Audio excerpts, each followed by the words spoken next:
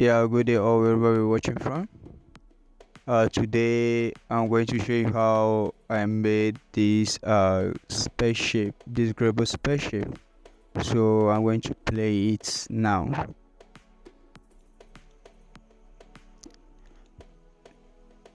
So uh, I started with a tube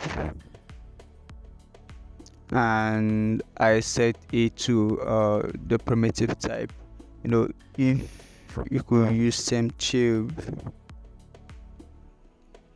you see the settings are different. Okay, so it's already polygon, but what I did here is I have to set the radius to 1. I have to play with the radius scale. Okay, set it to 1.5. So I want you to notice the difference. I have to set the radius to 1 and I have to set the height to 0.2 and the row to 2. Then I set the columns to 65. Okay, so in case you're having a different setting with your Houdini setting, or you want to know the setting I play with, I'm going to most of them are going to be the same, just few touches, so in which I will still go through them for you to understand what you have to do as a beginner, because I'm not making this tutorial for the those who know Houdini, but for those who want to try this out. So okay, let's move forward. And so secondly, I added a poly extrude node, and this is supposed to extrude our tube. Okay, so after extruding our tube, it's now looking thick. So to do that, we have to set the distance to 0.1 and the division to 1. So that is pretty much what we did. Make sure these are ticked because it's going to help a lot in what we are doing. So we added a lot subdivision. So this is not a node in Houdini. In Houdini node system, so you have to go to Houdini labs to download it. So I have to pay money to download it. So this is Houdini lab. Lot division is the name. Lot subdivision is the name of the node. So once you apply it, you're going to get a pattern like this, but you have to make the setting this way, longest edge, and you have to set it to this value 0.001. Then you set the iteration to 4. So you can set a different iteration. You can choose whichever one that suits you best, but make the pattern complex and make it simple, and also take it this way. Is going to help a lot in what we are going to do. So we have to add the normal node and compute the normal and set the cubes angle to 60. So then after that we have to add the copy node. Okay, so this is going to, we are going to distribute our geometry into 4. Okay, to make it for 1, 2, 3, 4. So and that is the total number of the 4 counts we have here. So and we have to, that means we are adding 3 extra geometry to this using the copy node, and we have to set the rotation of each of them using the attribute we are going to create for the animation, and that is the frame attribute. Then we divide it by 4, then we plus it by 90 in the x. Then you come to the y-axis and do the same thing using the frame attribute. You divide it by 4 and plus it by 110, and you come to the z-axis and do the same thing. This will help us get a different animation in these different axes, and each of them will be bearing different animation with different speed and other. So this is the variation we set, and we have to animate it by frame, so we have to get this clean and clear. Then we set the uniform scale to 1.115. So and after that we have to set a general animation to this, so that the main geometry will also move. and that is by still using the same thing, but this time we're going to divide it by 4 and plus it by 25. So I hope you get the gist. Now for us to manipulate this geometry further, we are going to use attribute adjust floats, and it will help us give us the power to manipulate this geometry further into what we need. So we've been using many other attributes, but what we are going to use is this scale. This will help us extrude this better, make it look more techy and sci-fi as it's supposed to be. So once we created this scale attributes and I click here, you understand what now we're having a random attribute on this geometry with different color, and this will enable us to manipulate this geometry for the deepest way we want. Set it to primitive, then come to this place and you remap it. Okay, so the min and max range value, you remap it. Okay, so if I should do this, you see what I'm talking about. Then we have different if I'm going to make it this way, then we're having one, but if you are going to remap it, this is what we are going to have. Okay, so this will help us get what we want. Then we set the seat to 62. You can set it to what suits you best. Okay, set it to what suits you best, or to what suits your project best. So now we're going to add poly extrude node again. Let me turn this off. We are going to add poly extrude node again.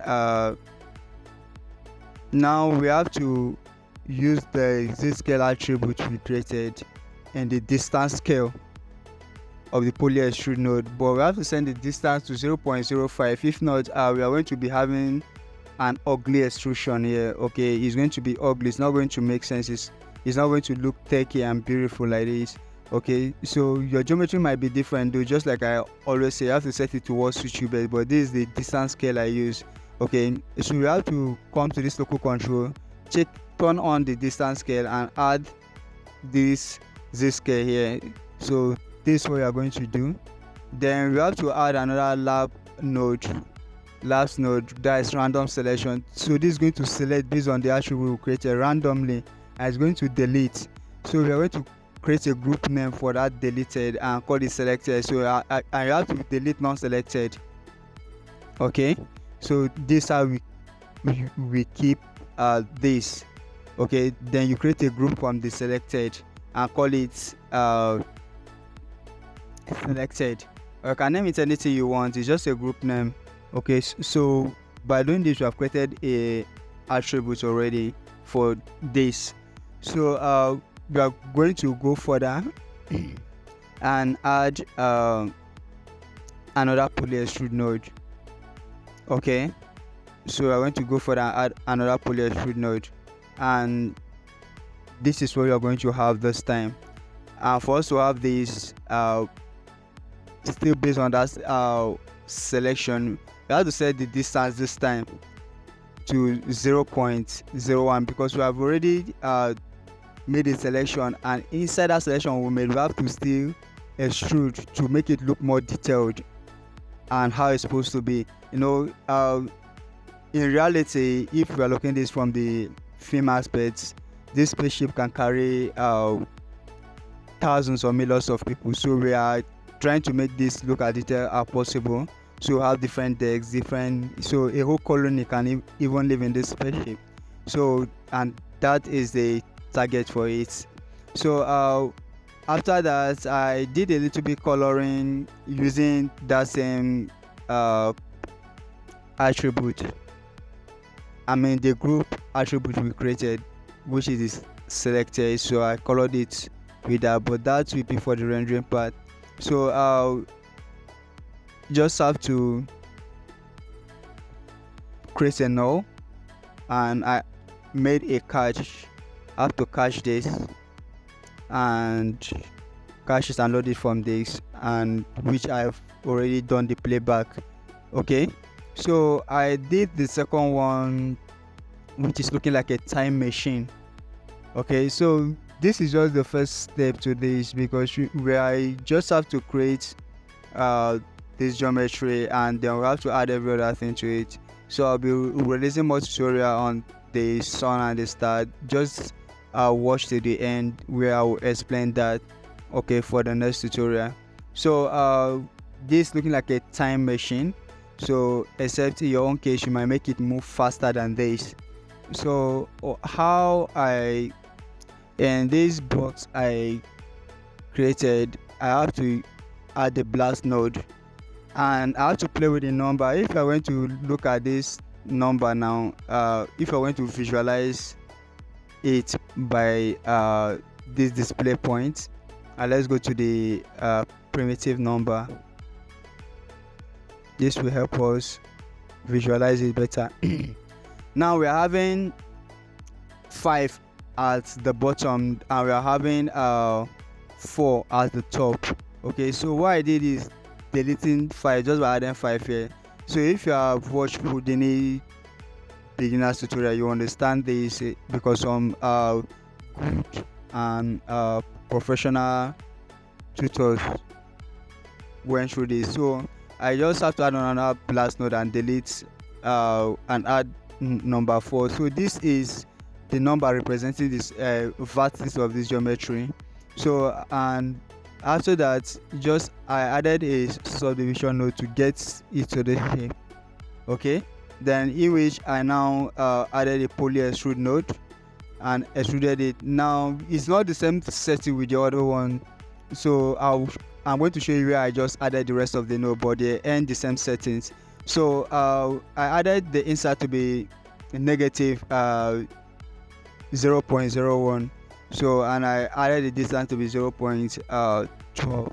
So which you have to do. Don't forget, if this is not checked on in your own poly extrude node, make sure it's checked on. If not, you are going to have a lot of issues doing this. Then we are going to add polyfill. This is to close up all loose ends. Okay, so just to make sure this is good and ready for the subdivision. So we are going to add